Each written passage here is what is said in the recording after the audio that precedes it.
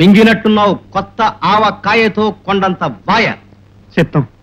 ఆహా, చెయ్యి చూడగానే అలా చెప్పగలిగారో మహానుభావులు. ఆవకాయలో వేడుంటుంది. ఆ వేడి నాలాంటి వాడిగల వైద్యుడికి నాడిలో తెలుస్తుందిరా పోడి. ఇదిగో ఈ మాత్రం తీసుకెళ్ళి రాత్రికి 2, పొద్దున 10 మింగు. జంటగా వెళ్ళి ఒంటిగా తగలడ్డావే. నేనండి? నిన్ను కాదు వాణ్ణి.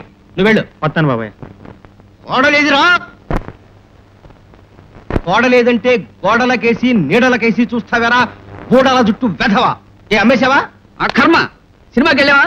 అందులో ఓ మంచి ఫైటింగ్ సీన్ వచ్చింది. హీరో రౌడీల్ని బాతున్నాడు. అది చూసి నీ కోడలు కయ్యి అని అమెరికాకి వినిపించేటంత గట్టిగా ఓ ఈల కొట్టింది. దాంతో దీని ముందు సీట్లో కూర్చున్న ఒక ఆవిడ గుండె దెబ్బ వచ్చి పడిపోయింది.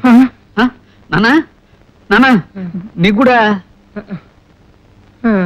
నాకంత అదృష్టం కూడానా? ఆ ఈల విని ఆపరేటర్ ఎదిరిపడి సినిమా ఆపేసి లైట్లు వేశాడు. జనమంతా మా కేసు చూస్తుంటే సిగ్గేసి నేను పారిపోయొచ్చాను. అది మాత్రం కుర్చీ ఎక్కి నిలబడి మిగతా సినిమా కూడా చూపించమంటూ ఏలేసి గోల్ చేస్తోంది అక్కడ. అబ్బా, మనకు ఆ ఈలల గోల ఏల. ఈ ఈలన్నది ఈలలో కలలో మన ఇంటా వంట లేని విద్యే.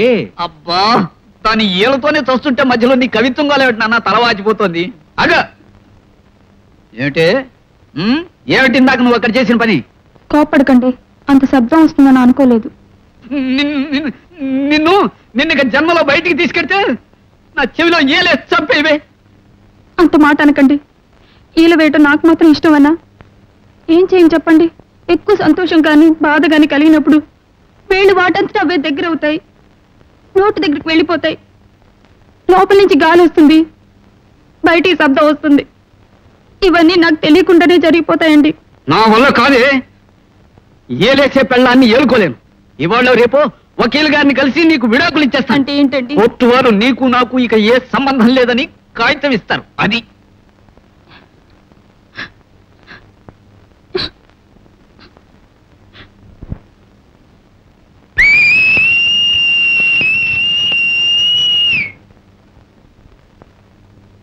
క్షమించండి, ఇది బాధ. ఇలా ఓసి నీ బాధ తగలయ్యా.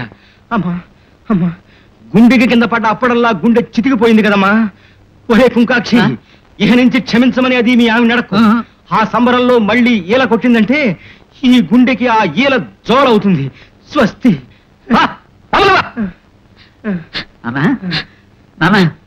గుడ్డాడుతుంది. అమ్మ బాబాయ్, అదే లోపల కదా.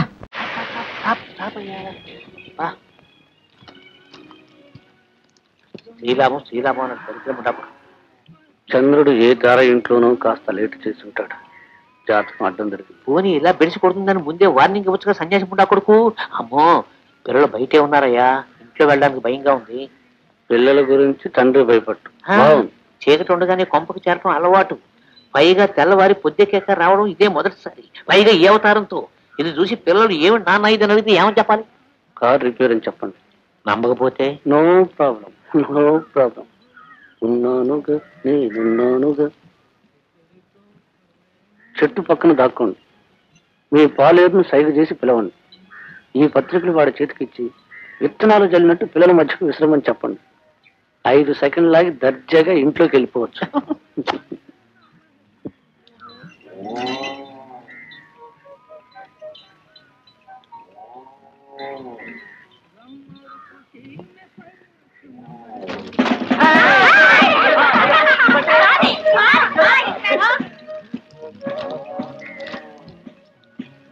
ఏమయ్యో,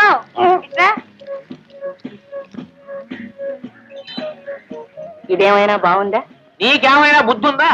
అర్ధరాత్రికైనా ఇంటికి చేరేవారు, ఇంత బొద్దెక్కగానా రావడం అంటే ఇంత బరి తెగించారన్నమాట అని అనవే.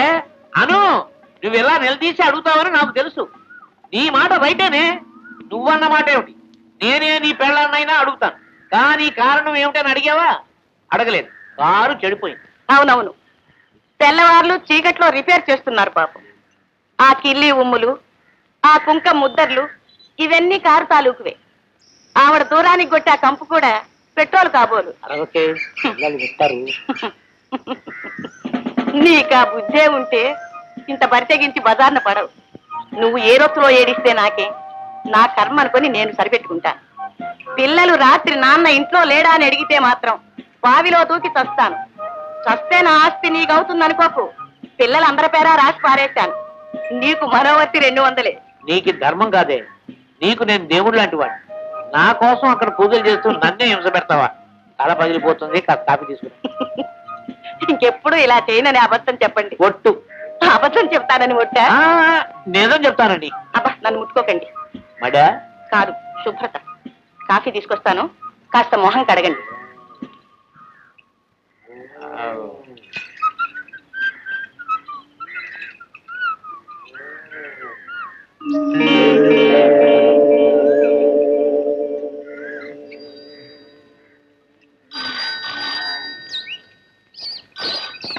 ఏం జరుగుతోందా?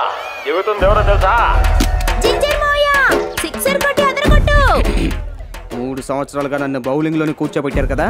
4, 6 అని నేను ఈరోజు కొట్టబోయే షాట్లు బయట కూర్చొని సినిమా మాత్రం చూడండి. ఇందులో సందేహం ఒకటా? నీ నెత్తి మీద పనికిమాలలోడనే రాసి పెట్టుంది. అలా చేసే అరుగు కాస్త ఉరిపోయింది. అరే ఒకసారి వాడికి ఫోన్ చేయడం ఎక్కడ ఉన్నాడో.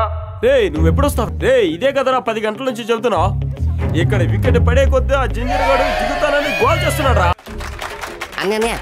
కూల్ డ్రింక్స్ అనియా? Very good.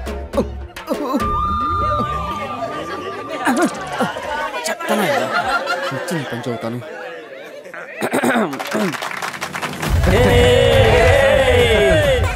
నువ్వు బ్యాట్ చేయి బయటకు వచ్చి నుంచో. అరే వచ్చాడు కదా, ఆట జరుగుతుందో లేదో, గొడవ మాత్రం తప్పకుండా జరుగుతుంది. రే బ్యాట్లు ఏంట్రా తాయిత్తు? బ్యాట్ లో బాల్ ఎక్కడ పడినా 6 వెళ్ళాలని చెప్పి గుళ్ళోకి వెళ్ళి తాయితు తీసుకొచ్చాను. Very powerful. ఇవ్వు. కార్డు వద్దా? అప్టమ్ కార్డు? అదంతా తీసుకునేవాడికి, కొట్టేవాడికి కాదు. పోవే పో. దేవుడా, ఎంత స్మెల్ వస్తుంది. అన్యా కూల్ డ్రింక్స్ అన్యా. పందులాగా వచ్చావు.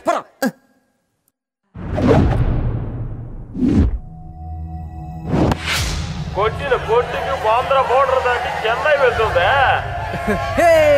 బాల్ గుచ్చి పైకి ఇలా చేసేవాడు వాడు ఈజీగా 6 కొడతాడు. నువ్వు ఎరకరేరా. అదే ఒకే బాలు. ఎన్ని బాల్ ఏమంటావు? రే మామా, నువ్వు వైడ్ వేసినా కానీ వాడు కొడతాడు. వాడు ఎప్పుడు దిగాడో అప్పుడే ఓడిపోతామని డిసైడ్ అయ్యాం. వీలైతే వాడి పాయింట్ డ్యామేజ్. అరేవే మొదట బాల్ 6 కొట్టానని ఎర్రవెక్కో. బాల్ వేసేదే నా తమ్ముడే. తర్వాత బాల్ చూడు అండరా బరస్ట్ అయితే. నోట్తో క్రికెట్ ఆడకుండా బాల్ వేయమంటరా? ఒరేడి చెప్పినట్టు చేయరా. ఇప్పుడు ఏం చేస్తానో చూడరా.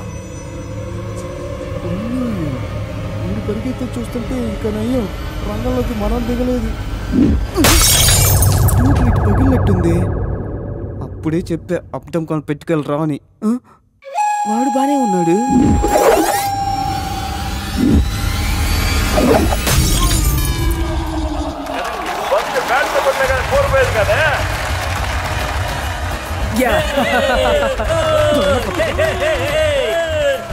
నీ తమ్ముడు చెప్పిన మాట జవదాట్లేదురా.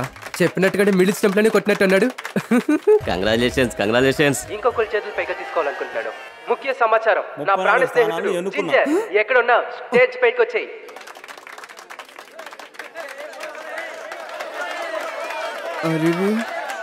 రామావా, నిన్ను నేను తప్పుగా అనుకున్నాను కదరా. రేయ్ నువ్వు రామావా?